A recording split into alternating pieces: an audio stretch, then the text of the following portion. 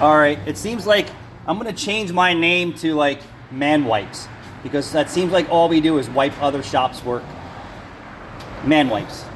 So this is the second car. The one was the exhaust from another shop that didn't do a good job. Two, this has got to be another shop. I can't imagine the customer doing this, but it's very possible. So this car is here for the engine lights on and running. And then you can see, I just pulled this apart to see what this was. And then I went to tug on the wire. Came right apart. So the engine coolant temperature sensor is reading negative 40 degrees. So I'm gonna just rig this up and see if this was just a customer job, or what are you betting, Caleb? You think they took this to another shop? Could it have been a recall?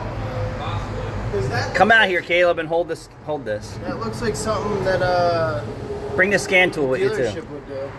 Can you go over there and focus on your Lube Tech specialty services over there?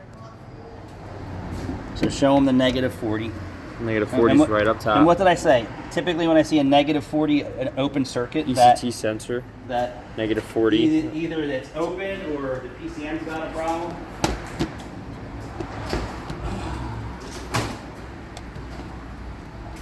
So we know somebody was in here. How many miles were on this truck? 55,000. 55,000 miles. And I'm chasing my tail.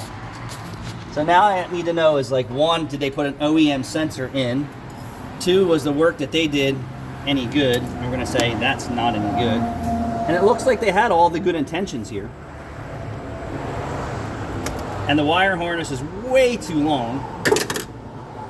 So what we're gonna do is we're gonna wire nut these together. Wire nuts. They might as well did wire nuts because this shit didn't hold. Let's plug it in and see if we can't not arc out on anything.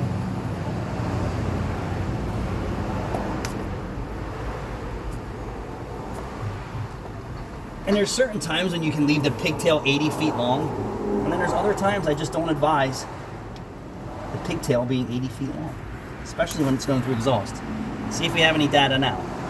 Ah, we moved. Oh my God! We're 132.8. It was so hard to actually do the job right the first time, Caleb. So that means that this connection So is no good.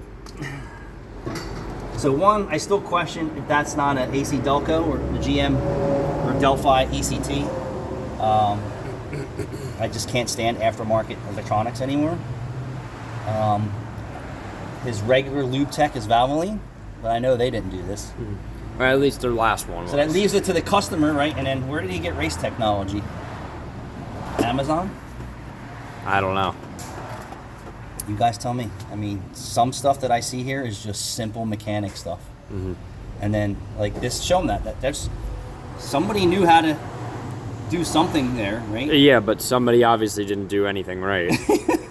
Because there's no solder in this, there's no nothing. They just use heat shrink, and then the connection was all the way down right at the end, right where this fat part is. So to answer your question on why it feels like the engine is misfiring, because it's over enriching the system because it thinks the engine coolant temperature is negative 40 degrees. Okay. So it already knows in its programming that it needs that extra enrichment. And if it's riding around at negative 40 degrees all the time, it's over enriching the exhaust system. And then it's trying to look at the O2 values and saying, whoa, my O2 values are like okay, but my ECT is jacked. And then it has a default to where it's not blowing black smoke out the tailpipe from super over enrichment. Okay. You follow me?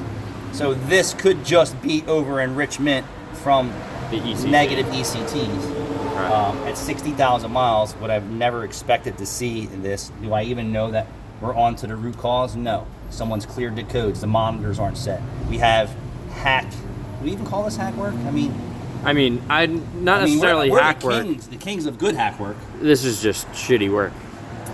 Or inexperience. Inexperience, exactly. Typically, when we solder things together or crimp, you got to give it the old yank and tug. Everything gets a little tug just to make sure that it's tug. not going to vibrate loose in the engine bay. So, do I know the integrity of the thermostat? No. Do we know the integrity of the ECT? No. Can I trust the pigtail? I would say yes. Can I trust the pigtail installation? Absolutely not.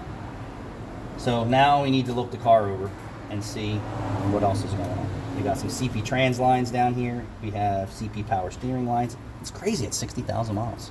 It is an older truck. It just If they would have changed the power steering fluid sooner, it wouldn't be passing through the power steering lines. And if they kept up on the transmission fluid, right, it probably wouldn't be so thin and broken down that it would be passing through the trans lines too. Follow me? Because typically rubber holds up pretty well nowadays.